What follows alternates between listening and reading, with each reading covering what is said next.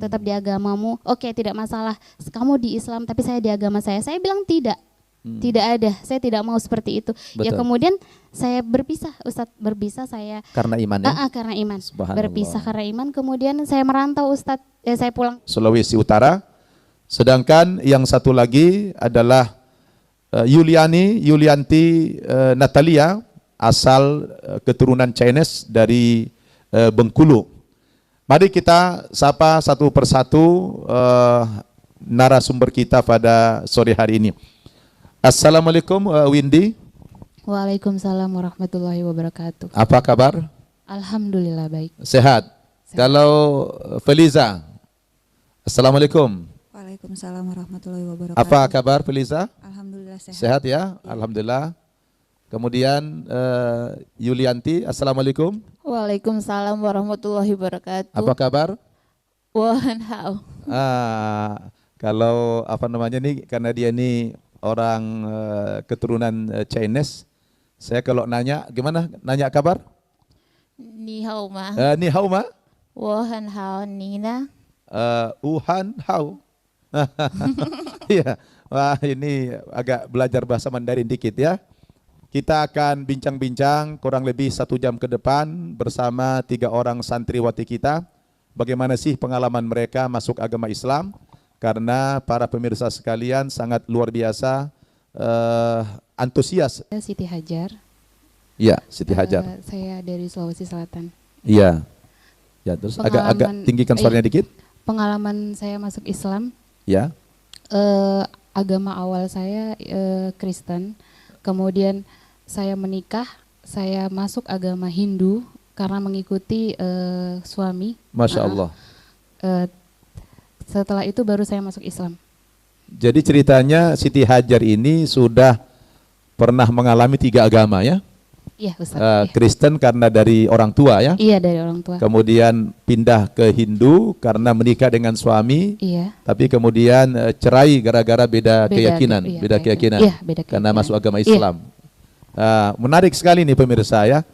Kami jarang-jarang punya santri, punya pengalaman 3 agama. Dan sore ini ada 2 santriwati kita yang pengalamannya sama, sudah mengalami 3 agama ya, sama dari Kristen ke Hindu. Kalau yang Yulianti ini adalah dari Kristen kemudian ke Buddha dan terakhir di Islam, dan mudah-mudahan tidak pindah lagi ya. Ya, amin ya Rabbal alamin. Ya, amin. Boleh ceritakan bagaimana apa namanya kisah perjalanannya dari sudah pernah terdahulu mengalami 2 agama, kemudian terakhir memilih agama Islam. Ini sungguh menarik diketahui pemirsa kita An-Nabaat TV. Silakan Siti Hajar cerita dikit. Dulu saya mengenal Islam tuh waktu saya di SMA. Waktu di SMA. SMA tuh saya punya teman semuanya Islam. Di SMA-nya di mana itu? SMA di Kalimantan Timur. Di Kalimantan Iya, Timur. di Kalimantan Timur. Kalau boleh tahu pendidikan terakhirnya Siti Hajar apa? Sarjana Kesehatan Masyarakat. SKM, Sarjana Kesehatan Masyarakat. Itu partnernya dokter lah itu ya? Iya. Bagian lingkungan ya? Iya, bagian kesehatan lingkungan ya? Enggak, spesifik kepada kesehatan kesehatan lingkungan sih, tapi kayak menangani penyakit gitu loh, penyakit di masyarakat yang KLB seperti itu. Oh begitu, Masya Allah. Baik. Epidemiologi. Sekarang lanjut ceritanya. Jadi mengenal Islam pertama kali itu waktu duduk di SMA. Iya di SMA. Jadi waktu itu saya kan sering berkumpul dengan teman-teman saya yang agama Islam. Iya. Dan saya sering melihat mereka tuh sholat gitu, Ustadz. Jadi saya merasa kayak gini, kok di agama saya tidak seperti ini gitu. Kayak gitu ya? Saya merasa melihat mereka sujud, kok mereka sujud kepada Tuhan mereka. Sementara di agama saya cuman seminggu sekali gitu kan. Jadi padahal sudah dua kali pindah agama ya? 2 kali pindah agama. Kemudian setelah itu saya menikah, Ustadz. Saya menikah, saya masuk Hindu, tapi orang tua tidak menentang waktu itu. Orang tua tidak ada perlawanan, ya udah kalau memang kamu menikah ya silahkan masuk Hindu karena masuk Hindu ya. Karena dari Bali ya suaminya? Iya dari Bali, dari Bali. Jadi pada saat itu juga masuk Hindu, saya berumah tangga kurang lebih sekitar 9 tahun Ustadz. Iya. Tapi di agama tersebut lagi-lagi saya tidak mendapat ketenangan. Saya pikir mungkin kalau saya masuk Hindu, saya akan mendapatkan ketenangan yang seperti orang Muslim rasakan seperti itu kan. Masya mungkin Allah. Ya kan. Jadi saya coba belajar. Jadi saya seperti orang buta yang mau menyeberang jalan tanpa ada tuntunan seperti itu, Ustadz. Subhanallah. Jadi tidak akan sampai pada tujuan. Betul. Jadi pada saat itu saya merasakan hal seperti itu. Saya memiliki semuanya, saya punya anak, saya punya suami, saya hidup berkecukupan lah waktu itu ya Ustadz. Karena kebetulan mantan suami bekerja di batubara kan di Kalimantan kan cukup ini kan Ustadz. Jadi saya merasa dunia saya ada gitu kan. Tapi batin saya merasa kok saya hampa gitu Ustadz. Saya merasakan bahwa di dalam hati saya merasa kosong, tidak ada apa-apa. Saya ada masalah, saya harus mengadu kepada siapa? Saya bingung gitu kan. Saya tidak mengerti betul agama yang saya anut baru-baru ini gitu kan. Jadi saya merasa saya harus mengadu kepada siapa ketika saya punya masalah. Masya Allah. Kayak gitu Ustadz. Nah, suatu ketika kenapa saya bisa mengenal Islam? Saya punya media sosial. Kebetulan waktu itu teman-teman di media sosial semuanya Islam. Komunitasnya Muslim. Komunitas saya Muslim. Nah, dari situ saya belajar. Kita sedikit ada perdebatan, sedikit ada ini kan tentang agama kan. Ada agama saya yang sebelumnya yang didebatkan, bukan yang ini kan. Karena mereka tahu saya beragama Kristen sebelumnya kan. Ustaz. Mereka belum tahu saya belum tahu. Jadi kita berdebat soal dua agama itu membandingkan gitu kan Ustaz. Nah, akhirnya ada satu titik di mana saya mendapatkan yang langsung hati saya kok merasa kok begitu seperti itu Ustadz tentang Nabi Muhammad ini. Ternyata di Alkitab, di Injil saya sebelumnya itu ada satu ayat yang memang dihilangkan dari situ ya kan Ustadz. Ustadz kan pasti juga tahu kan. Jadi ayat itu yang saya buka, saya baca dan saya menangis Ustadz. Saya merasakan bahwa ya ternyata ada informasi. Ada informasi seputar Nabi Muhammad itu. Saya pikir Nabi Muhammad itu ya cuman itu nabi mereka lah gitu kan. Gak mungkin ada di Injil saya, di kitab suci saya kan seperti itu. Betul. Dan akhirnya saya mencari tahu terus menerus. Akhirnya saya mendownload Al-Quran pada waktu itu. Saat saya masih berstatus Hindu. Belum ini kan. Dan kebetulan ya mungkin Allah juga memberikan petunjuk ya Ustadz di setiap rumah tangga saya selalu terjadi ada konflik dan lain sebagainya dan akhirnya membuat hati saya berpaling kepada Allah waktu itu. Masya Allah. Jadi berpaling juga tidak, akhirnya saya berpaling, saya belajar Islam dan saya bertekad bahwa saya mau masuk Islam. Waktu itu kan yang mengislamkan saya ya, Siti Hajar. Ustadz. Bagaimana ceritanya Siti Hajar bisa mengenal pesantren An-Naba ini? Siapa waktu itu yang bawa? Waktu itu ceritanya saya kan sudah berpisah dari suami. Jadi saya bilang saya ingin masuk Islam. Kalau kamu masih mau bersanding dengan saya, maka kamu juga harus masuk Islam karena yang saya tahu dalam Islam itu tidak boleh beda agama. Betul. Jadi akan disebut zina ya kan. Saya bilang begitu. Terus kata dia, saya tidak mau. Saya mau tetap di agamamu. Oke, tidak masalah. Kamu di Islam tapi saya di agama saya. Saya bilang tidak. Tidak ada. Saya tidak mau seperti itu. Ya kemudian saya berpisah, Ustadz, berpisah saya. Karena iman ya? Karena iman. Berpisah karena iman. Kemudian saya merantau Ustadz. Saya pulang ke rumah orang tua. Kemudian saya ada seorang teman saya yang saya bilang tadi di komunitas saya itu Ustadz. Dia mengarahkan kepada saya. Dia bilang kayak gini. Kamu jangan terlalu berlama-lama tidak mengejar hidayah tersebut.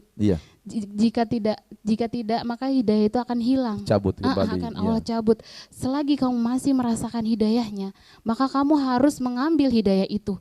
Nah, kemudian saya berpikir Ustadz, oh iya. Ya udah akhirnya dia bilang, kesempatan. Akhirnya dia bilang, ya udah kamu ke Jakarta. Saya akan kenalkan dengan guru saya, guru ngaji saya. Insya Allah nanti dia mau membantu persyahadatan kamu, seperti itu kan. Ya, singkat cerita. Tidak jadi bersama gurunya karena ada halangan kan Ustadz. Nah, searching lah dia di internet. Dia bilang saya bingung saya mau naruh kamu di mana karena keadaan ekonomi saya juga tidak bisa mencukupi kamu, menghidupi kamu seperti itu. Sebaiknya kamu harus ke pesantren. Dia searching di Google dan dia menemukan An-Naba. Dia memberitahukan ke saya Ustadz. Subhanallah Nah, akhirnya ya udah akhirnya saya mencari tahu tentang An-Naba ini. Dan dari Google. Dari Google. Kemudian gurunya tersebut kebetulan kenal sama Ustadz. Kenal sama saya. Yang itu yang dulu datang. Kalau nggak salah santri di sini ya Ustadz ya. Setelah kita syahadatkan Siti Hajar sekarang sudah penampilannya Masya Allah jilbabnya udah syar'i dan keluarga setelah masuk Islam ini gimana respon dari orang tua saudara-saudara? Orang tua marah Ustadz. Marah ada ya? Iya, Ya, kebetulan iya. waktu itu setelah orang tua mengetahui ayah saya jatuh sakit. Alhamdulillah. Nah sekarang Siti Hajar sudah lancar belum baca Quran? Alhamdulillah sudah. Coba Ustaz. di ngaji dulu dikit ya, biar pemirsa dengarkan bagaimana Siti Hajar ngaji, hafalannya apa yang sudah hafal, enggak usah pakai Quran. Yang hafal apa? Apa yang sudah hafal? Atau ngaji aja pakai Quran boleh? Boleh. Ya, pakai Quran silakan. Minasyaitonirrajim. Bismillahirrahmanirrahim. Li'ilafi Quraisy ilafihim rihlatasyita'i was-sayf falyabudu rabb hadzal bait alladzi at'amahum min ju'in wa amanahum min Wa khauf amanahum min khauf. Nai. Felisa Iya, 9. Iya. 9 maksudnya. Iya, terus asal dari Manado ya? Asal dari Manado. Iya. Boleh diceritakan bagaimana awal mula tertarik kepada Islam ini? Awalnya sih tertarik dari teman karena sering lihat teman sholat, sering lihat teman ngaji gitu kan. Di mana itu? Itu waktu itu di Batam. Sedang di Batam, Iya. kerja. Waktu itu Felisa kerja Iya, di Batam. Iya kerja. Iya, terus? Terus bertanya lah kan saya ke dia gitu. Soalnya dia sering cerita masalah hidup dia gitu ke aku. Jadi agak tahu lah. Aku nanya, "Kak, kok kakak kayak tenang gitu, kayak nggak ada beban gitu." Terus dia bilang, "Aku kan punya Allah gitu. Subhanallah. Aku Ya. punya Allah. Jadi setiap ada kayak masalah gitu, Langsung ngadu. larinya ke itu Ngadu ke doa Allah, gitu, iya, iya. ngaji doa gitu. Terus apa langsung dijawab nggak gitu?" Iya. Dia bilang nggak langsung dijawab tapi setidaknya menenangkan. Bilang belum waktunya sholat kok udah disuruh sholat gitu. Oh, begitu. Aku Iya. pengen lihat kakak sholat gitu.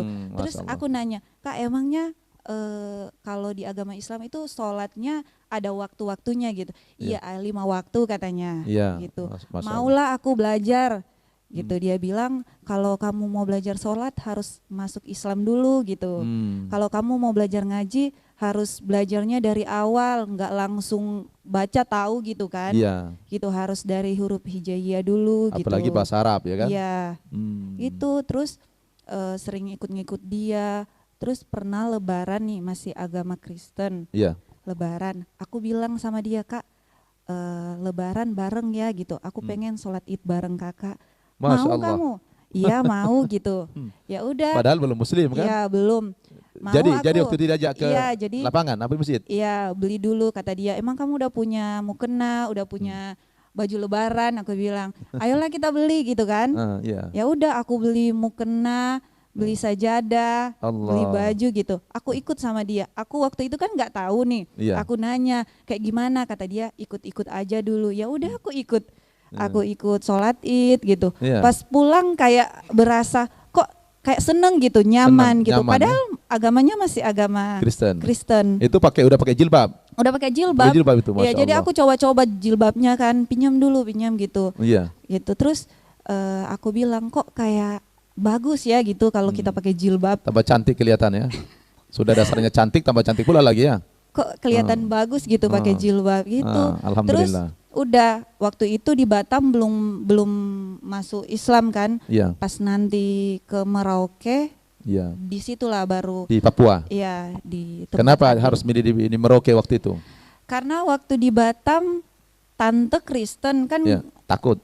Iya takut mau Kalau bilang di Merauke ada siapa rupanya? ada adik, Oh, ada adik. Adik iya, kandung? Iya adik kandung. Oh, sudah nikah? Udah Agamanya? agama Muslim. Udah masuk Islam juga? Udah. Lebih dulu dia dari Iya lebih Felisa? dulu dia. Oh, subhanallah. Jadi- Akhirnya disadatkan di sana. Iya aku bilang kan, tapi sempat masuk gereja sekali kan. Iya. Aku bilang gini sama dia, kok aku masuk gereja biasa-biasa aja ya rasanya gitu. Iya. Terus dia bilang, ih kok gitu. Jadi aku bilang, aku pengen masuk Islam, agama Islam gini. Jawaban dia sih, hidup itu kan pilihan. Kalau Iya. kamu udah pilih mau masuk Islam ya kamu harus bertanggung jawab dengan agamamu gitu. Ya udah silakan gitu. Langsung lah Disahadatkan di sana. Disahadatkan di sana. Terus bisa kenal An-Naba ini dari mana waktu itu? Waktu itu searching di Google sih. Sama ada di Google. Iya. Jadi inilah hebatnya Syekh Google ini ya. Syekh Google ini banyak kali tahunya ya. Banyak kali, memang santriwati kami ini banyak dapat informasi. Baru datang ke sini. Iya, Masya Allah. Terus gimana rasanya setelah di Naba ini? Enak, nyaman, Bener tenang? sih apa kata temanku tuh, katanya kalau kita ada apa-apa gitu, kita tuh ada tempat mengadu gitu, kita bisa sholat gitu.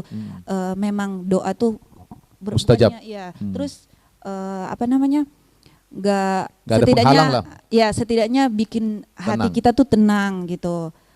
Terus kalau apa namanya, pas udah di sini tuh kayak punya tujuan hidup gitu. Subhanallah. Dulu-dulu tujuan hidupnya dunia aja nggak jelas Iya, ya. tujuan hidupnya dunia Nah, aja. sekarang udah hura-hura terarah ini. ya. Iya. Alhamdulillah, ini face-nya udah kelihatan cahayanya, Masya Allah. Apalagi kalau bicara doa Lisa ya. Bicara doa, kalian kan mu'allafah ini digugurkan dosanya yang lalu oleh Allah. Karena Nabi katakan, Al-Islamu yahdimu makana qablah.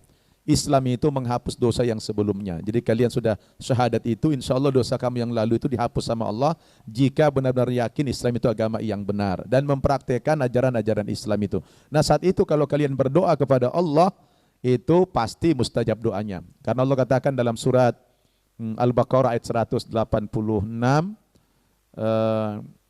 wa idza sa'alaka ibadi anni fa inni qarib ujibu da'watad da'i idza da'ani falyastajibu li wal yu'minu bi la'allahum yarshudun.